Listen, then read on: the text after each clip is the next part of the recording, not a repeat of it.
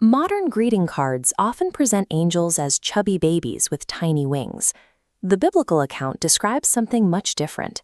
In the book of Isaiah, the prophet describes seraphim whose voices possessed such sheer sonic power that they shook the pillars of the temple and cracked the architecture of the building itself.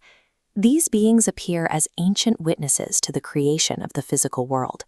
The book of Job records that as the foundations of the earth were laid, these morning stars sang together. They are defined throughout the text by two traits: massive localized power and an absolute, immediate obedience to their creator. For centuries, that obedience involved violent intervention. They appear in the text shutting the mouths of lions for Daniel and physically breaking the apostles out of prison.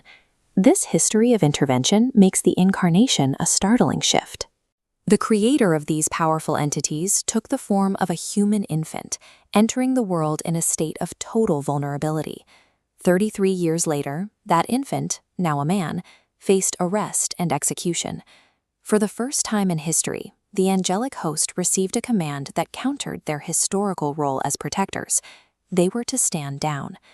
While the creator was mocked and beaten, the beings who once destroyed armies on his behalf were required to remain silent observers. This diagram illustrates a rare condition called hematidrosis. Under the extreme psychological stress of Gethsemane, Jesus' capillaries ruptured, causing blood to mix with sweat and leak from his skin. Despite the scale of this suffering, the biblical record shows that only a single angel was permitted to descend to the garden. According to the Gospel of Luke, this angel appeared from heaven for the specific purpose of strengthening him. The intervention was limited to providing the physical stamina required to survive the coming events. The scene reveals a shift in divine power. Instead of cosmic authority, the focus turned toward an act of agonizing, self-sacrificial love.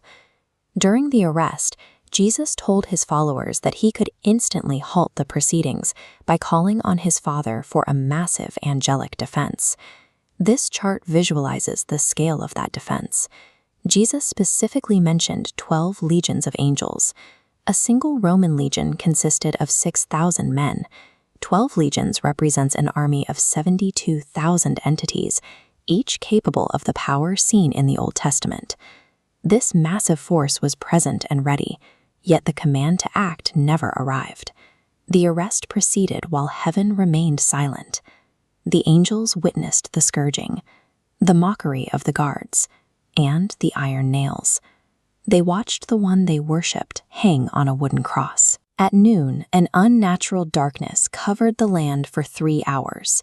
The text suggests a moment of profound separation as the Father turned away from the Son. At Golgotha, the power to destroy the Roman executioners was available at every moment. That power was withheld by choice. At the moment of death, the earth shook, and the massive temple veil, a thick woven tapestry, ripped from top to bottom. Jesus spoke the Greek word tetelestai. In the 1st century, this was a specific financial term used on receipts to indicate that a debt was paid in full. The events at the cross functioned as a calculated transaction. The death of Jesus covered the legal debt of human sin. The silence of the angelic armies was the requirement for this transaction to succeed. Humanity's salvation depended entirely on the angels not intervening. On Sunday morning, the period of mandated angelic inaction ended. Matthew's Gospel records a violent earthquake as an angel with the appearance of lightning descended, causing the elite Roman guards to collapse in terror. The angel moved the heavy stone from the entrance of the tomb. This allowed the human witnesses to enter and see that the body was no longer there. These entities then delivered the first reports of the resurrection, instructing the followers of Jesus to share the news that he had risen. The cross represents a moment where limitless cosmic power was available, but remained unused. That restraint was maintained because, according to the text, God prioritized the restoration of humanity over his own physical rescue.